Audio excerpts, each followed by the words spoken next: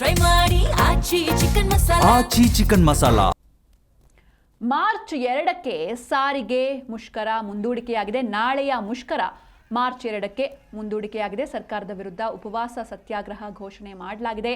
ಅಂತಿಮ ನಿರ್ಧಾರವನ್ನು ಪ್ರಕಟಿಸಿದೆ ಜಂಟಿ ಕ್ರಿಯಾ ಸಮಿತಿ. ಸರ್ಕಾರಕ್ಕೆ 10 ದಿನಗಳ ಕಾಲ ಒಂದು ಟೈಮನ್ನು ಕೂಡ ನೀಡಿದೆ ಈ ಒಂದು ಸಮಿತಿ. ಮಾರ್ಚ್ 2ರಿಂದ ಉಪವಾಸ ಸತ್ಯಾಗ್ರಹಕ್ಕೆ ಪ್ಲಾನ್ ಮಾಡಿಕೊಳ್ಳಲಾಗಿದೆ. ಅಂದರೆ ಇವತ್ತೇನು ಸಂಜೆ ತನಕ 4 ಗಂಟೆವರೆಗೂ ಕೂಡ ಸಾಕಷ್ಟು ರೀತಿಯಲ್ಲಿ ಹೋರಾಟವನ್ನು ಮಾಡಿದ್ರು. ತದನಂತರದಲ್ಲಿ MD ಕೂಡ KSRTC MD ಅಕ್ರಮ್ ಪಾಷಾ ಅವರು ಎಂಟ್ರಿ ಆದರು.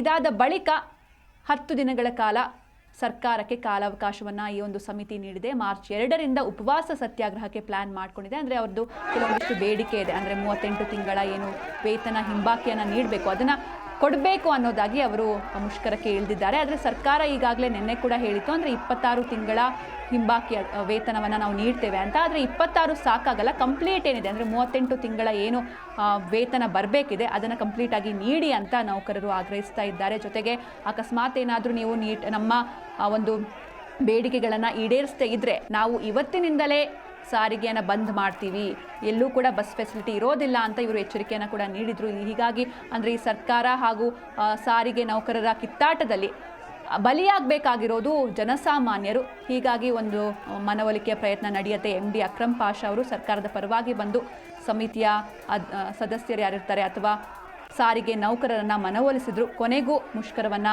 ವಾಪಸ್ ಪಡೆದಿದ್ದಾರೆ. ಆದರೆ 10 ದಿನಗಳ ಕಾಲ ಒಂದು ಟೈಮ್ ಕೂಡ ನೀಡಿದೆ ಸಮಿತಿ. ಮಾರ್ಚ್ 2ರಿಂದ ಉಪವಾಸ ಸತ್ಯಾಗ್ರಹಕ್ಕೆ ಪ್ಲಾನ್ ಮಾಡಿಕೊಳ್ಳಲಾಗಿದೆ. ಈ 10 ದಿನಗಳಲ್ಲಿ ಸರ್ಕಾರ ಏನಾದರೂ ಅವರ ಬೇಡಿಕೆಗಳನ್ನು ಈಡೇರಿಸ್ತೇವೆ ಅಂತ ಹೇಳಿದರೆ ಮುಷ್ಕರ ಅಲ್ಲಿಗೆ ನಿಲ್ಲುತ್ತೆ, ಈ ಹೋರಾಟ ಅಂತ್ಯವಾಗುತ್ತೆ. ಒಂದು ವೇಳೆ ಮತ್ತೆ ಇದು ಡ್ರ್ಯಾಗ್ ಆದರೆ ಮಾರ್ಚ್ 2ರಿಂದ ಉಪವಾಸ ಸತ್ಯಾಗ್ರಹಕ್ಕೆ ಪ್ಲಾನ್ ಮಾಡಿಕೊಳ್ಳಲಾಗಿದೆ. ಸರ್ಕಾರದ ವಿರುದ್ಧ ಉಪವಾಸ ಸತ್ಯಾಗ್ರಹ ಆಲ್ರೆಡಿ ಘೋಷಣೆ ಮಾಡಲಾಗಿದೆ. ಅಂತಿಮ ನಿರ್ಧಾರವನ್ನು ಪ್ರಕಟಿಸಿದೆ ಜಂಟಿ ಕ್ರಿಯಾ ಸಮಿತಿ.